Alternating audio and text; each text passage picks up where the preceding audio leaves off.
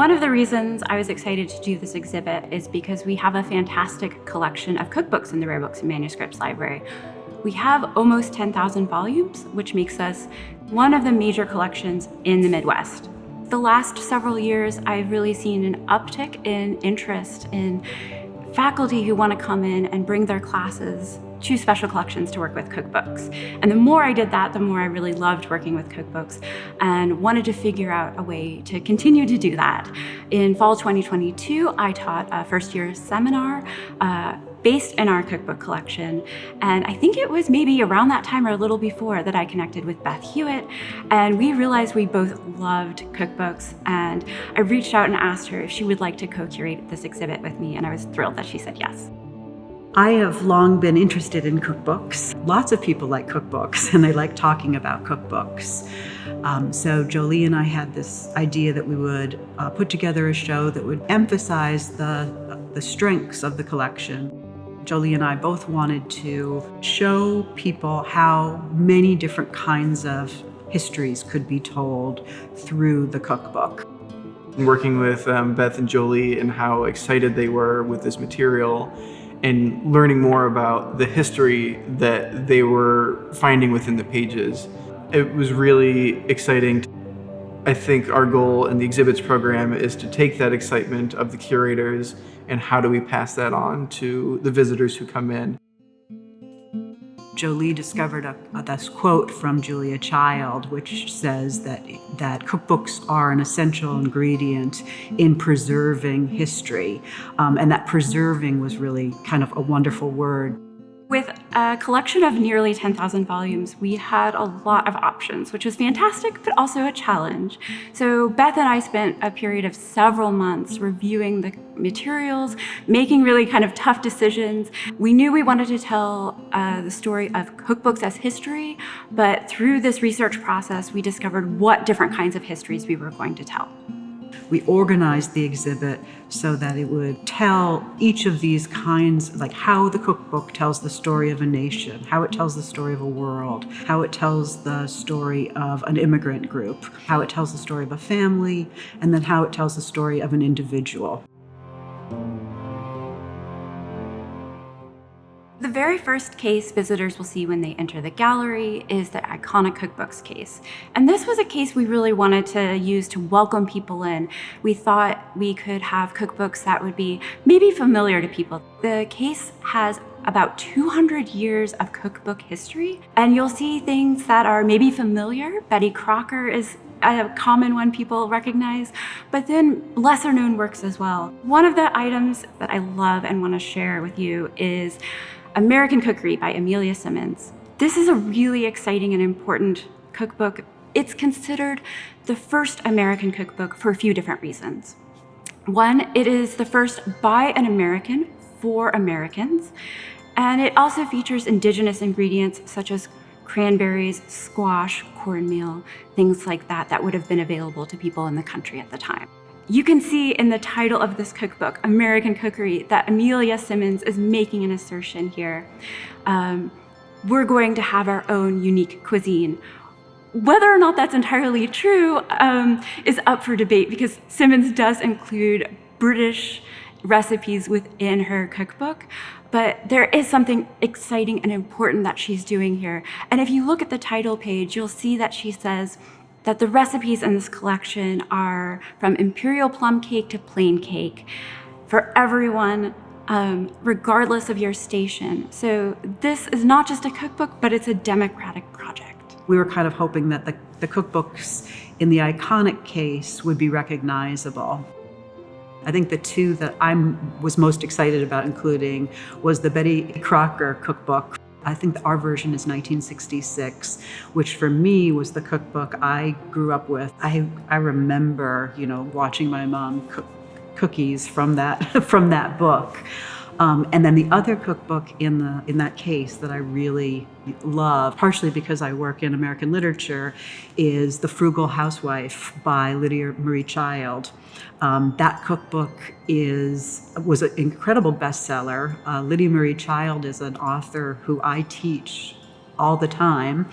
It's part of the reason I started being interested in cookbooks as historical documents, because you find out a lot about American, what it was like to be an American housewife in the 1830s and 40s by what it is that she describes, and this kind of emphasis on frugality and doing a lot with a little.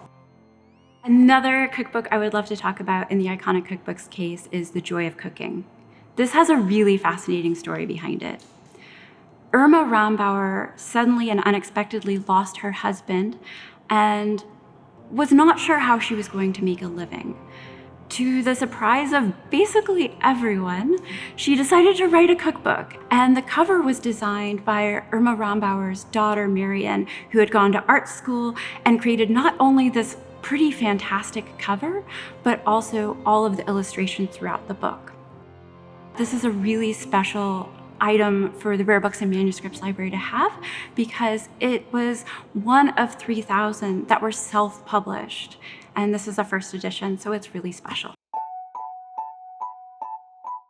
The next case I would like to tell you about is cookbooks and global events and crises.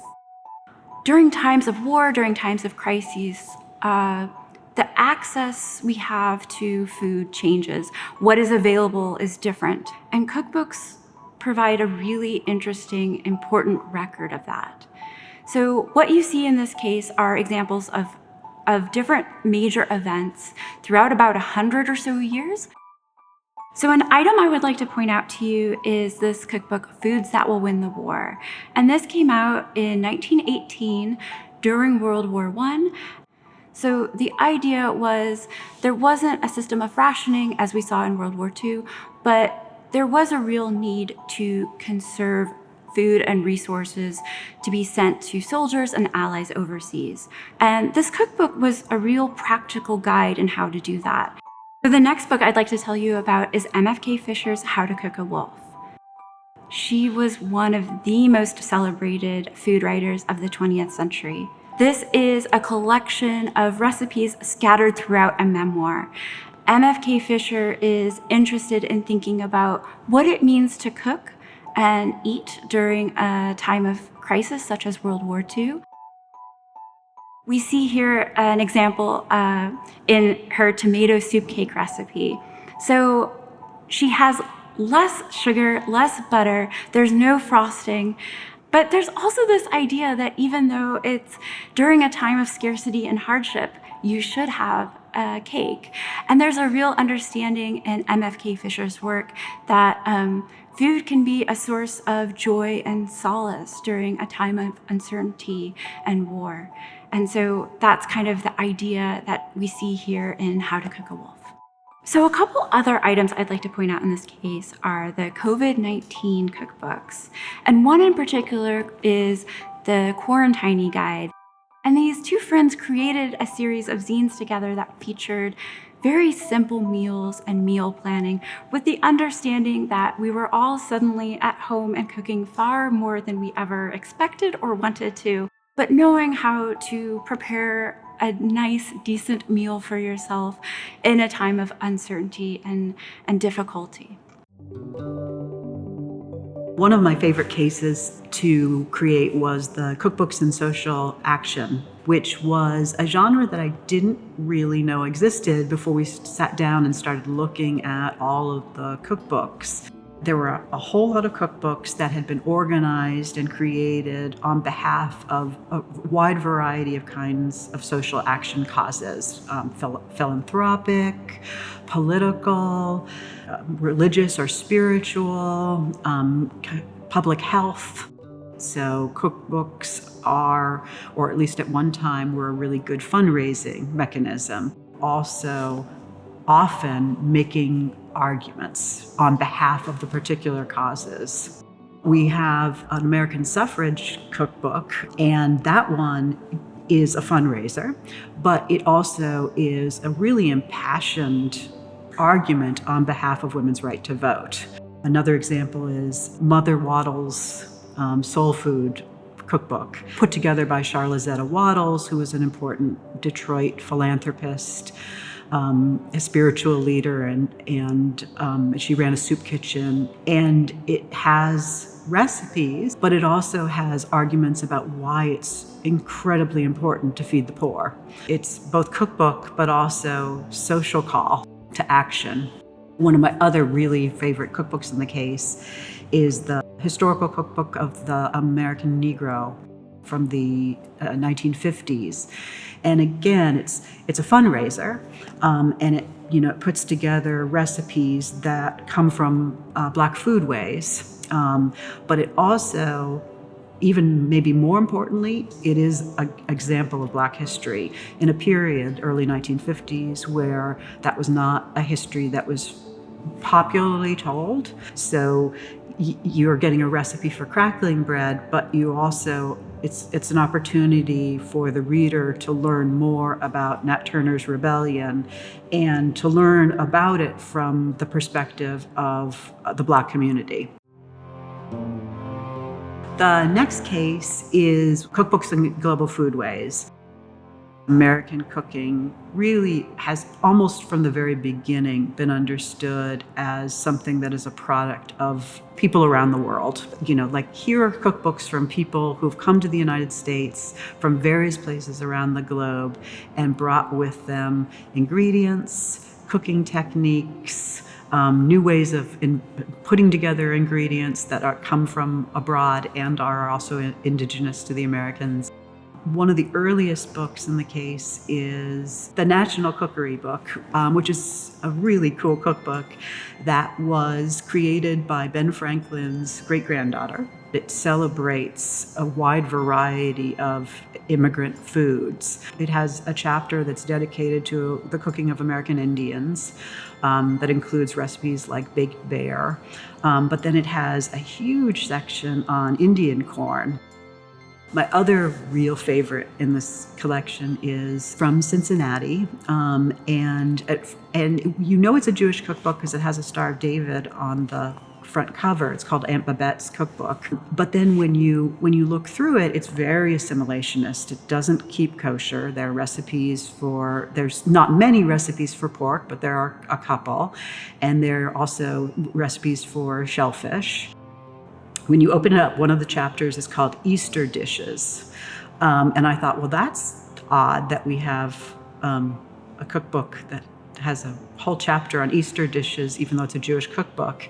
And you open it up, and all the Easter dishes are actually Passover dishes. And that just gives you a sense of sort of, American assimilation in American life and American cooking. Jolie and I both think that this is one of the prettiest books, and it's a funny size because it's very small and narrow.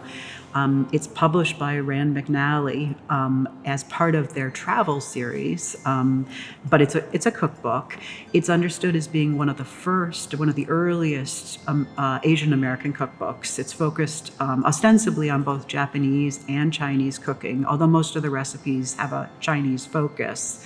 And I think the idea was like, by reading this cookbook, you're learning how to create recipes, but even if you don't create the recipes, you're learning the details about another community's cuisine, which is, I think, why it's published by Rand McNally. So it's actually understood in some sense as both cookbook and travel and travel writing at the same time. Community cookbooks are a really major phenomenon in the United States, starting in the late 19th century and then going throughout the 20th century. So that could be a church group, a women's club, a school group, something of that nature, and usually with the intention of raising funds for their group in some way. These cookbooks are really fascinating documents that can be used for so many different kinds of research. They tell us about women's history, about local history, and I think really excitingly, especially about rural history, about areas and communities that might not otherwise be well documented.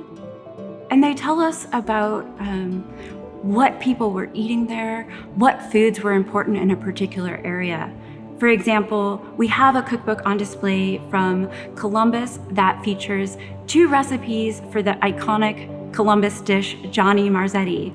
And that might be surprising to you, but this is really very common in community cookbooks. You'll see a couple examples in this case. The binding is kind of unconventional.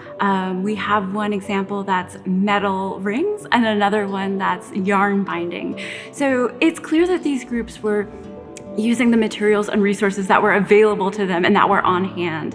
One of them has covers that look like they're cardstock that was maybe left over. It kind of has this wallpaper look and there's no lettering or print on the outside. So these are really very DIY productions that these groups are producing entirely themselves. One example in this case is a 1970s cookbook that was produced in the Columbus area. And throughout the cookbook, there's many advertisements for different businesses and companies in Columbus. And so it gives you a great snapshot of the business life and economics of this city at that time period. The case that was, in some sense, the most fun to produce was the one that was focused on cookbooks and technology. So we have, refrigerators or microwaves or gas stoves, things like that, but also new technologies or ingredients, baking powder, the introduction of instant Jell-O. As these products were being developed and then marketed towards ordinary consumers, the predominant marketing device was the cookbook. They had to convince buyers, you should be buying a new stove, you need to buy a microwave, you need to buy gold medal flour. And the way in which they did that was they circulated either cookbooks or recipe cards by mail often. And they said, if you have this, then this is what you can cook. This case I'd like to talk about is called Published Cookbooks and Personal Histories. So you'll see examples of personal histories that are incorporated within the cookbook. So the person writing the cookbook or the recipe box included some of their personal life and family stories. So an item I'd particularly like to point out is Norma Jean and Carol Darden's Spoon Bread and Strawberry Wine. This is a book that was written in the 1970s by two sisters who spent several years traveling around the East and South and Midwest, gathering stories, collecting recipes, doing research to find their genealogy, but also connect with relatives and learn their stories to be able to produce this cookbook. This is a really interesting and significant book, in part because it was thinking about how to recover and share Black history and Black foodways in the 1970s, long before people were really thinking about it in the way that they are today. Another aspect of this case and thinking about personal histories within cookbooks are cookbooks that have been modified by their owners in some way. I am convinced that people write in their cookbooks more than any other kind of book. One of my favorite examples of this is this book that was owned by the painter George Bellows, and it's a book on canoeing and camp cookery. And Bellows owned this when he was a student here at Ohio State University. And you can tell that this was a really prized possession for him. Almost every page has some sort of addition to it. So you can tell through cookbooks that have been kept and maintained and modified by their owners that they become really precious, personalized objects through these modifications and years of use. The next case I'd like to tell you about is archival cookbooks and personal histories. How people have thought about collecting, organizing, and preserving their own personal recipe collections over the last couple of 100 years. The earliest example in this case is manuscript cookbooks. These are handwritten, one-of-a-kind cookbooks. The examples we have on display are 19th century, and these were usually a collection of recipes that the individual might have had passed down to them, recipes acquired from friends or neighbors, possibly even collected from published sources. And these are collections that someone would have likely maintained over their lifetime and used over many years. And you can see evidence of that in these cookbooks, they're often, they have some splatters and stains that let you know that they were actively used for this purpose.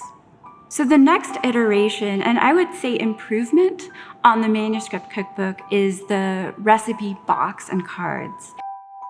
The most recent version of collecting and storing recipes is the recipe binder. And the one that you see here is from the late 20th, early 21st century. There's a real tradition here, and understanding that it is important to cite your sources, especially when it's someone you care about and is important to you. You want to remember where that recipe came from. It feels like a kind of community affair in which, Jolie and I have done tons of work to try to discover things, and then we get to share those discoveries with the broader community. We've learned what I think we guessed, which is that everyone likes to talk about food and cookbooks, and it's really, really satisfying to talk about food and cookbooks and listen to people's histories and stories about their own encounter with food. Working on this exhibit was a real joy, and I think both Beth and I have had so much fun having people come in and getting to share all of these amazing cookbooks with folks. After you look at all the cases, the last stop is a cork board where we are asking visitors to share their recipes. And we have had an amazing, amazing response from people. It is a really fantastic way of seeing what is important to people and having people feel like they can contribute their own story in some way to this exhibit.